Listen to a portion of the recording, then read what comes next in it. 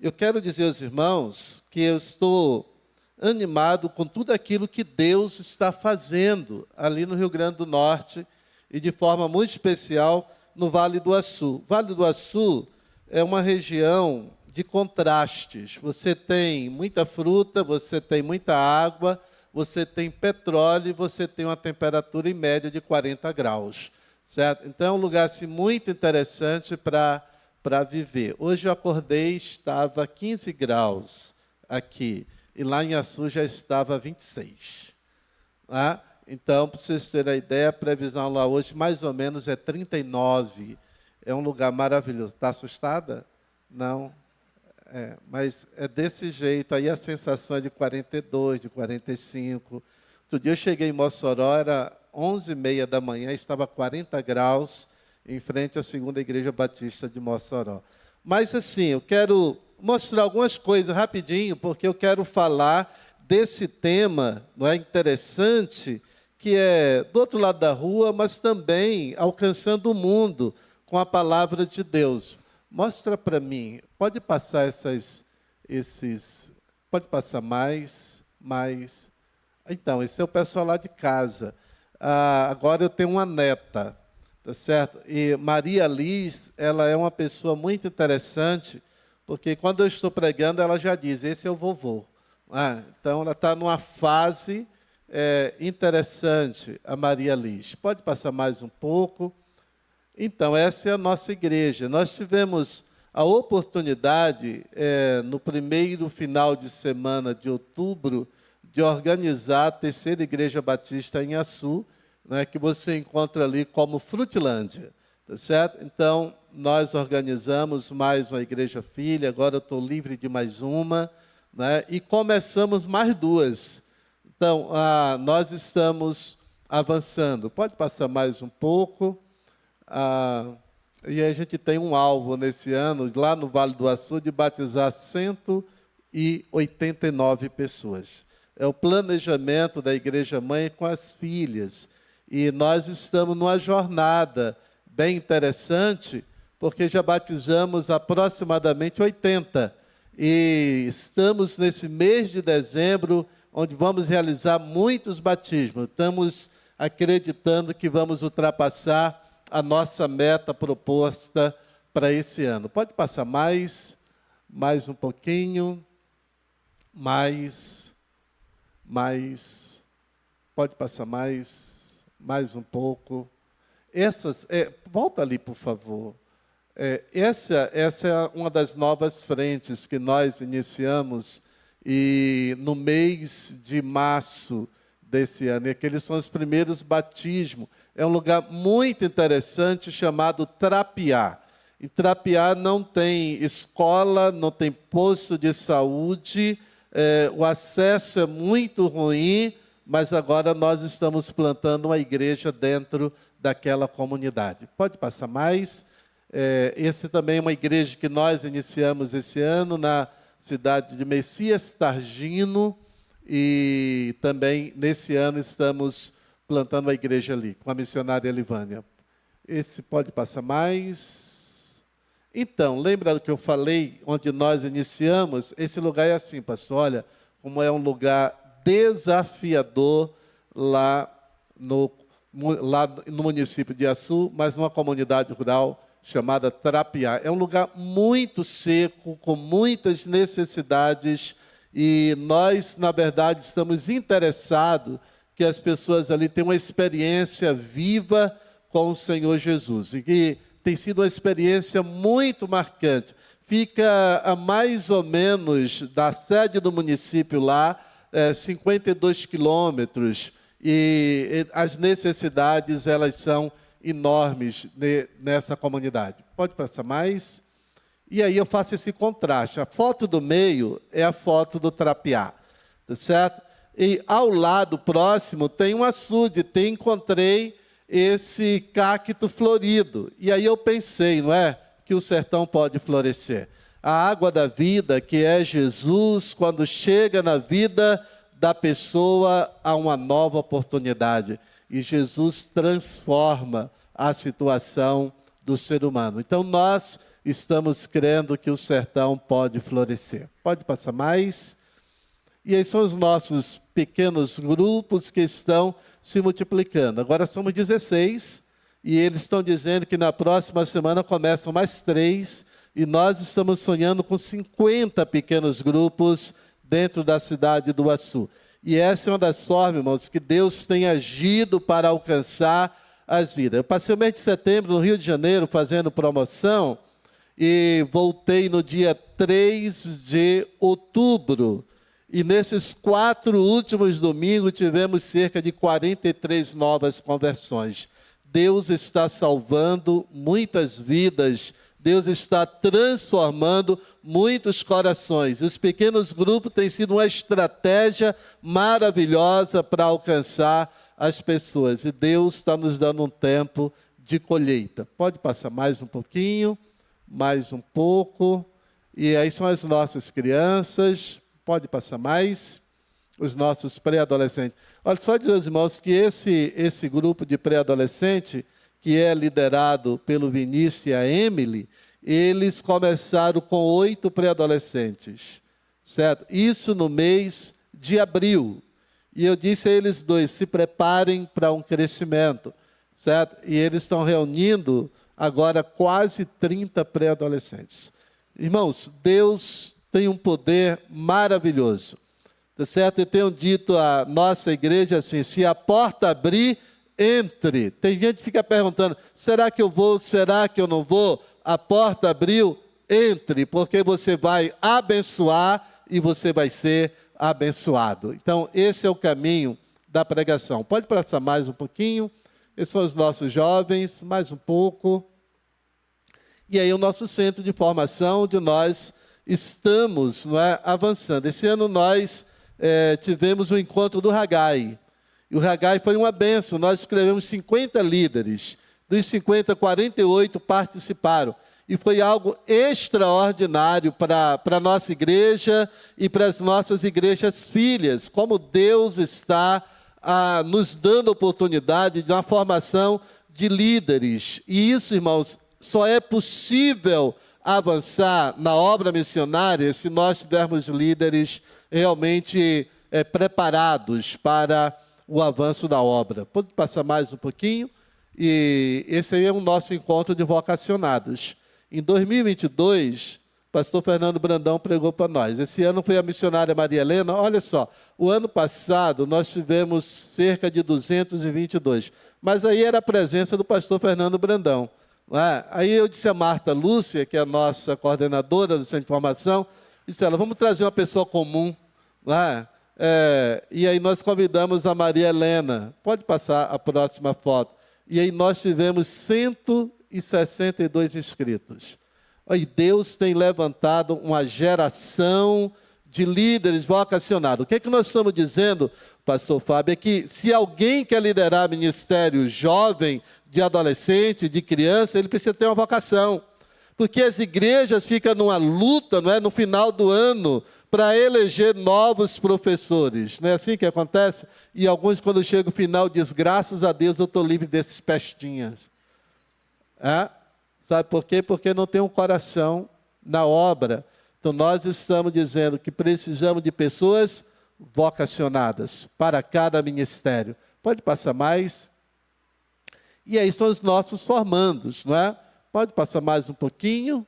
E aí temos uma comunidade que trabalha, tá certo, com os dependentes químicos. Eu queria que você pudesse perceber como isso é importante. Você talvez está pensando na temática que a gente está trabalhando aqui na igreja e quantas coisas vocês já puderam ver, onde nós estamos colocando os nossos pés e as nossas mãos em vários lugares ao mesmo tempo.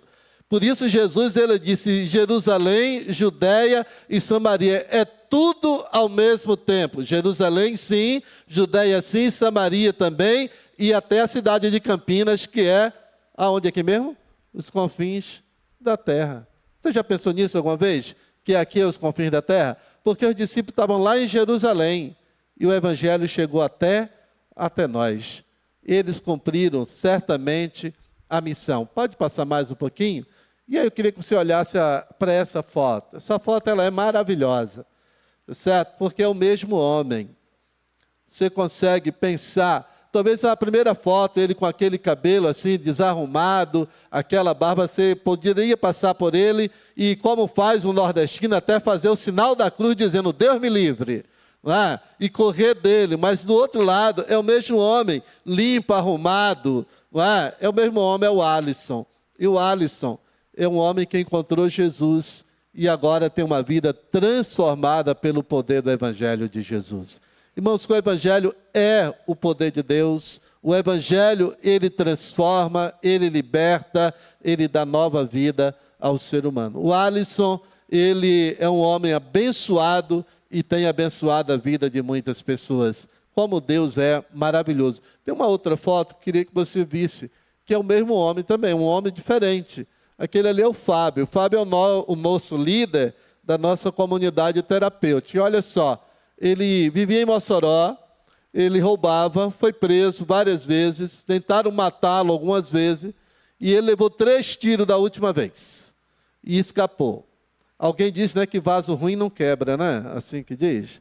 E ele chegou na minha casa pedindo ajuda, e nós o ajudamos. Hoje ele está liderando a nossa comunidade terapêutica, e o poder de Deus é extraordinário, irmãos. E ver esse homem que a sociedade não dava valor, hoje ele está cuidando de outras pessoas e levando a conhecer a Jesus Cristo como Salvador. Então eu queria que nós pudéssemos ver tudo isso. Acho que acabou as fotos. Acabou? Acho que acabou. Então é o fim. Posso ir embora? Já posso? Então, queria que você pudesse pensar em tudo isso. Mas quando eu fui chamado para conversar com vocês nessa manhã sobre o que Deus pode fazer, eu pensei realmente no que Deus chamou Abraão para realizar. Abraão, ele era um homem semelhante a nós, mas que ele percebeu que Deus tinha uma missão específica para realizar através dele. E a gente começa a olhar para Gênesis capítulo 12, versículo de 1 a 3, ele diz assim, então o Senhor disse a Abrão, sai da tua terra, do meio dos seus parentes, da casa de seu pai, e vá para a terra que eu te mostrarei. Farei de você um grande povo, abençoarei, tornarei famoso o seu nome, e você será uma bênção. Abençoarei os que o abençoarem, e amaldiçoarei os que amaldiçoarem. E por meio de você, todos os povos da terra serão abençoados. Amém? Que coisa maravilhosa. Quando nós pensamos em Deus, o nosso Deus, por natureza, ele é um Deus missionário. Às vezes nós não pensamos em Deus como missionário. Outro dia eu estive em um determinado lugar e alguém disse assim, missionário é uma pessoa que tem que andar com pires na mão pedindo dinheiro. E eu disse, coitado, está enganado. Porque o Deus da Bíblia, ele é o Deus missionário. Deus nunca pediu nada a alguém, pelo contrário, ele é um Deus que tem todos os recursos em suas mãos. Deus não é alguém que ele está sempre pedindo alguma coisa para o homem fazer. Ele sempre toma a iniciativa do que ele deve fazer. Então, quando nós pensamos na obra missionária, começamos a pensar a partir de Deus. E quando olhamos para o livro do Gênesis, Deus ele tem algumas iniciativas. Você começa a ver, quando o homem peca, é Deus que vai ao encontro de Adão. Não é Adão que vai ao encontro de Deus. Adão está escondido, mas é Deus quem vai buscá-lo. É Deus quem toma a iniciativa. Você olha para um homem chamado Noé, e Deus encontra Noé num tempo de crise, de dificuldade, e ele chama Noé para ser o seu representante. E ele diz: encontrei Noé, um homem íntegro, sincero, um homem que aceita uma missão da parte de Deus. Quando você começa a pensar em Abraão, você começa a entender que Deus o chama para ser uma bênção. E não só na cidade de Ur, a primeira coisa que Deus diz é que ele precisava sair. A missão era maior, uma missão mais estendida para Abraão. Onde Deus vai nos levar, a gente nunca sabe. Eu nasci em Santo Amaro da Purificação. Talvez você nem saiba onde é. Parece uma parte da África. Você sabia disso, pastor? Se você for a Santo Amaro, você vai dizer: eu estou na África. 99,9% são negros. Não estou falando de gente da minha cor. Lá na Bahia eu sou moreno. Estou falando de negro. Isso mesmo. Você acha que vai estar em um pedaço da África. E aí eu fico pensando como é que Deus, ele consegue tirar alguém como eu de lá, daquele lugar. Deixa eu te dizer, os meus avós maternos eram donos de centro de macumba. Isso mesmo. A minha bisavó que eu conheci sambando, ela foi escrava. Deus, ele tem algo extraordinário para fazer em nossas vidas, irmãos. Deus, ele entra na nossa história, e Deus entra na história de Abraão de uma forma maravilhosa. Ele diz: Abraão, você precisa ter uma ideia muito lúcida sobre isso. E é Deus quem mostra a Abraão o que ele precisa fazer. A visão de Abraão é a visão que vem de Deus. Não é a visão dele. Deus dá a ele uma visão. Abraão começa a entender que Deus tinha algo extraordinário para fazer através dele. E aí eu quero que você pense que o Deus da Bíblia não é um Deus que fica esperando as coisas acontecer. Ele faz acontecer. Ele chamou Abraão. E aí ele deu uma visão missionária a Abraão. Se você ler o livro de Gênesis, você vai ver que onde Abraão passa, ele ergue um altar. Abraão, ele é um construtor de altares. Onde ele para, a primeira coisa que ele faz, depois de estender a tenda, de agasalhar a sua família, de deixar a sua família abrigada, a primeira coisa que ele faz é parar para adorar a Deus, para cultuar a Deus, para erguer um altar. E esse erguer o altar, ele está dizendo: eu tenho um Deus, eu represento um Deus, eu trago um Deus comigo para apresentar às nações. Nós também, como igreja, temos uma missão específica dada por Ele. E aí eu quero que você e eu, nós possamos pensar que a natureza da igreja é uma natureza missionária. Você dizer: a minha igreja é missionária, você não está dizendo muita coisa, não. Porque a natureza da igreja, ela é missionária. A natureza da igreja é uma natureza que vem de Deus. A natureza espiritual da igreja vem de Deus. O apóstolo Paulo diz assim: o Espírito Santo derramou o amor de Deus no nosso coração. A igreja nasce para fazer uma obra gigantesca, uma missão gigantesca.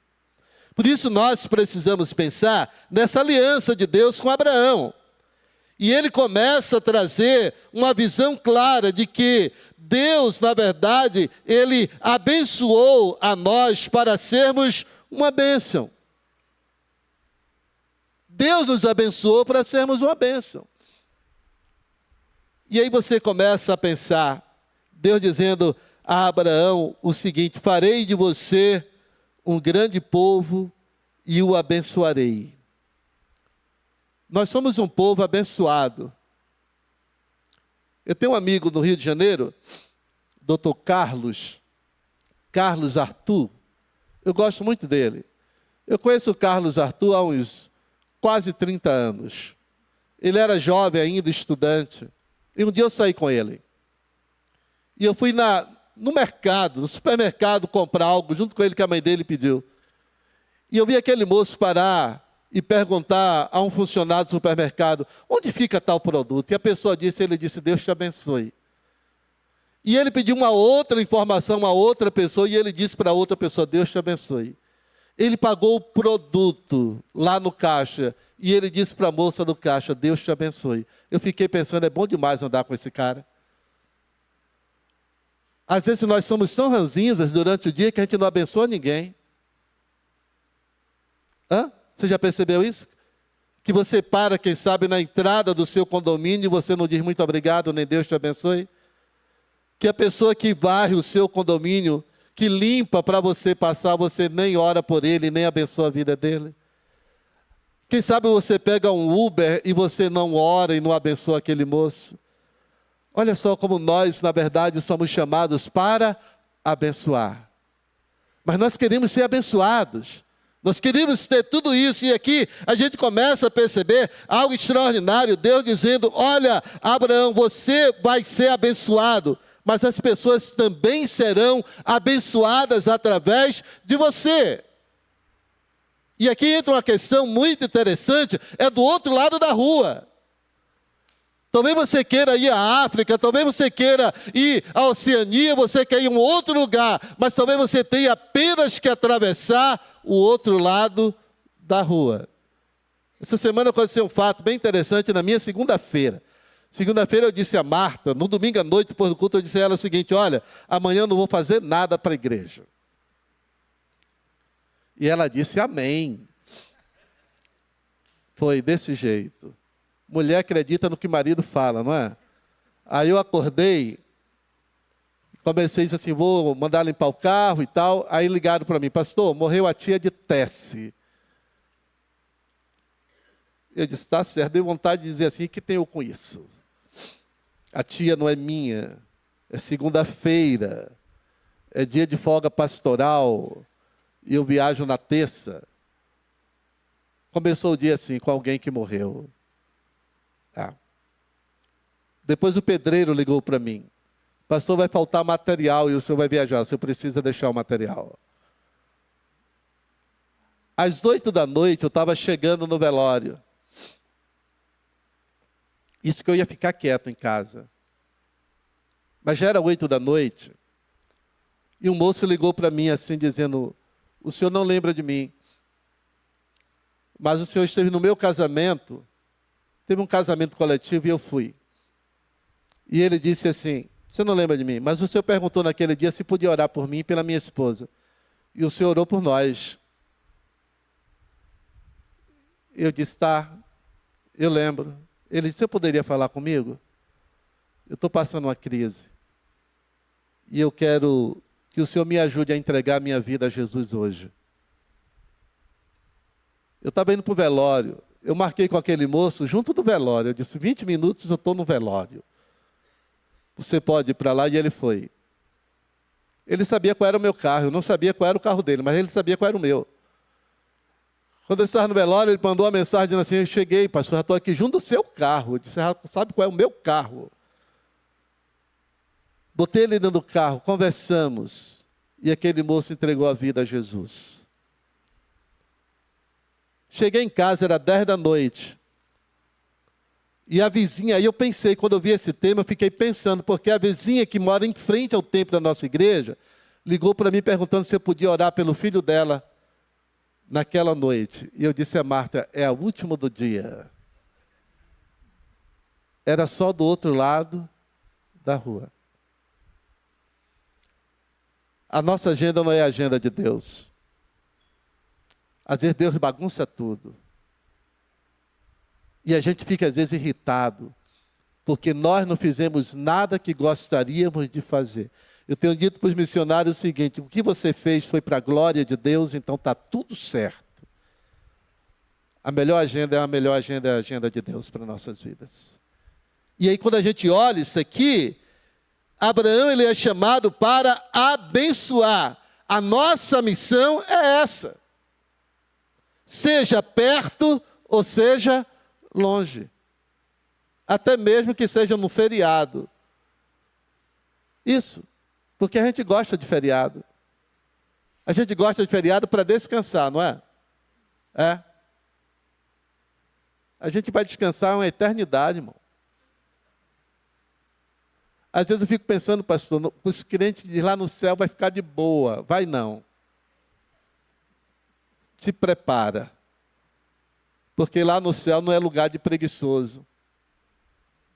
Você sabia disso? Tem gente que acha que vai armar a rede. E tomar uma água de coco lá no céu. Vai não. Lá é um lugar de gente que Deus chamou para trabalhar. Por isso, quando nós observamos aqui que precisamos, como diz a palavra, que a missão de Deus é a missão que Ele dá à igreja. Então, nós precisamos compreender que a missão de Deus é a missão da igreja e a missão da igreja é a missão de Deus. As coisas caminham na mesma direção. Por isso, quando Jesus, ele ora para os seus discípulos, ele dá uma missão. Ele diz, você precisa ir a todos os povos, a todas as nações. E aí eu estava olhando hoje, que no Brasil nós temos 266 etnias.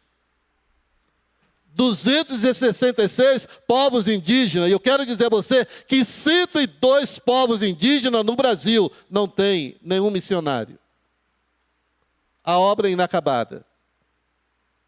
Nós temos vários povos, e ele falava aqui dos japoneses, aí tem mais os chineses, tem mais os coreanos, tem mais os africanos, e aí tem mais os italianos. Quantos os povos temos na nossa pátria que precisam ser alcançados com a mensagem? É um desafio gigantesco que nós precisamos pensar. Os sertanejos são considerados um povo não alcançado, porque onde tem menos de 1% de evangélico, é considerado um povo menos alcançado. Ainda temos os ciganos no Brasil. A gente nem fala neles, não é? Parece até que eles não existem entre nós. Mas temos uma superpopulação de ciganos no Brasil e temos poucos missionários trabalhando entre eles. Quantos povos temos perto de nós, que para muitos seria apenas atravessar a rua. Não precisaríamos ir tão longe. E aí a gente começa a entender que Deus nos deu uma missão de ir e fazer discípulo de todas as nações, de todos os grupos, de todas as etnias. Todos precisam ouvir a mensagem de Deus. E aí eu quero que você pense que Deus confirmou a missão na vida dos profetas do passado. A gente lê o Antigo Testamento e a gente fica feliz, porque a gente olha Daniel orando 3 vezes ao dia. Às vezes a gente ora 3 vezes ao dia também, não é? Você ora também? A oração da pressa, sabe, Alan? Aquela, você já acorda errando o pé da calça e sai correndo dizendo, Deus abençoe esse dia, amém? A maioria de nós faz essa oração diariamente. A gente acorda atrasado, fica brigando com o despertador, de mais 5 minutos, e mais 5 minutos, de repente estamos correndo. E às vezes também fazemos a oração do sono, não é? Quem está tão exaurido, tão cansado, que a gente já ora dizendo, ó Deus, abençoe esse dia. Amém. Dormimos. Ou a oração de restaurante, não é? Daquelas pessoas que têm vergonha de orar em restaurante. Abençoa, Senhor. Aí come. A gente ora também. E vamos levando a nossa vida nesse ritmo, sem paixão, sem envolvimento. Querido, eu quero dizer a você, se você não for apaixonado por Deus, você não será apaixonado por pessoas. Se você não conseguir ter o seu coração apaixonado pelo Senhor Jesus, o seu coração não irá pulsar pelos perdidos.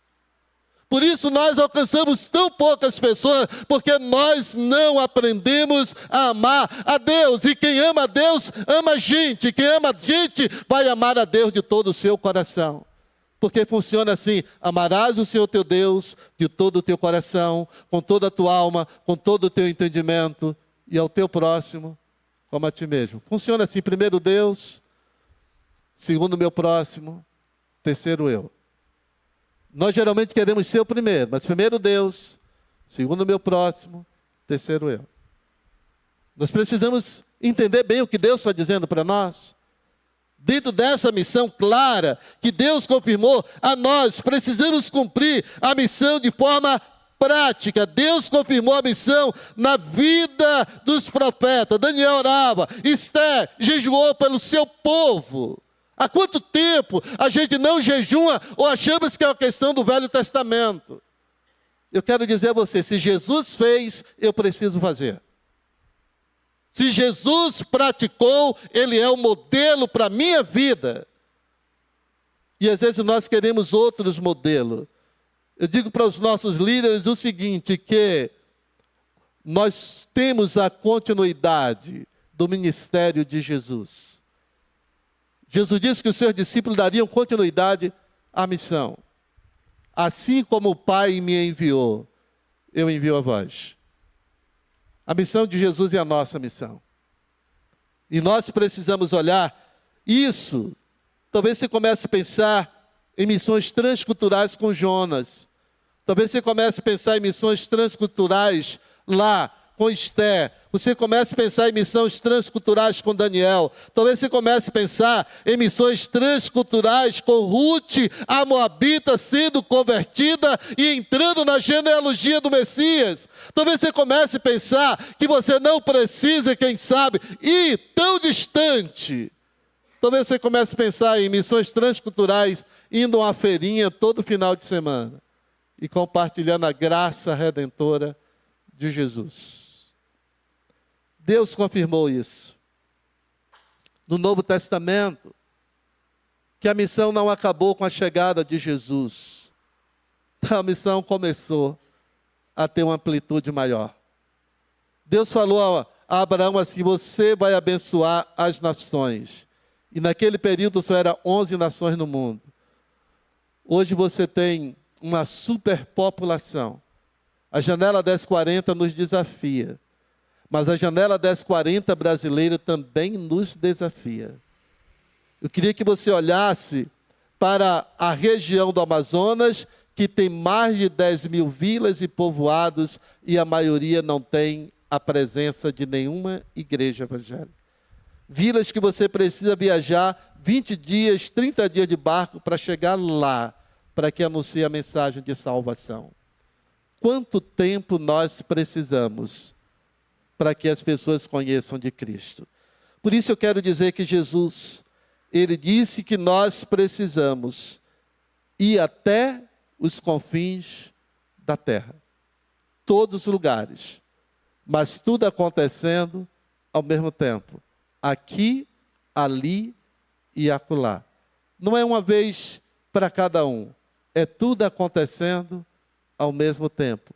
Eu vou do outro lado da rua, mas ao mesmo tempo eu preciso ir a outros povos, proclamar a mensagem de salvação. Todas as nações. E a Bíblia diz isso. Eu quero que você olhe, se você olhar Apocalipse, diz que Deus, Ele comprou para si povos de todas as línguas e nações. Ele comprou com o sangue do Senhor Jesus. O preço já foi pago. Às vezes eu fico pensando quando alguém diz assim, não, você precisa pagar o preço. Você não precisa pagar nada. Já foi pago. Você precisa só renunciar às suas vontades. Isso mesmo. Você precisa só renunciar. O preço já foi pago na cruz. A salvação, eu não tenho nada para pagar. Eu preciso só dizer às pessoas que é um Deus maravilhoso. Então devemos ir, mas devemos também orar. E as coisas também acontecem junto. Enquanto eu oro, eu vou. Enquanto eu vou, eu oro. Nós precisamos ter uma visão completa, porque missões está no coração de Deus. O Deus da Bíblia é um Deus missionário. Eu quero te desafiar nessa manhã a você olhar para aqueles que precisam de Jesus. Mas talvez orar por você mesmo, para que Deus faça de você um canal de bênção. Deus quer usar a sua vida. Você não foi salvo para ficar sentado e satisfeito. Deus salvou você porque Ele tem uma missão que Ele vai realizar através da sua vida. através de você. Não importa onde. Onde é um pequeno detalhe. Talvez você esteja preocupado onde Deus vai te usar. A primeira coisa que você tem que fazer é dizer assim: Deus, eu estou aqui. Porque servo não tem vontade própria. Não. Você não tem que escolher o lugar. Você tem que apenas dizer: eu estou aqui. E quando você diz: Deus, eu estou aqui, agora não é mais por sua conta, é por conta dele. É ele quem vai estar no controle. É ele quem vai tomar a direção. E se você entende que você precisa estar do outro lado da rua, ou em qualquer parte do mundo, você precisa confiar a sua vida ao Senhor Jesus. Talvez você diga assim: mas eu já aceitei Jesus. Você aceitou Jesus, quem sabe, como seu Salvador, mas Ele ainda não é o Senhor absoluto da sua vida. Ele quer estar no centro, Ele quer sentar no trono do seu coração e direcionar os seus passos. Que Ele nos abençoe. Amém.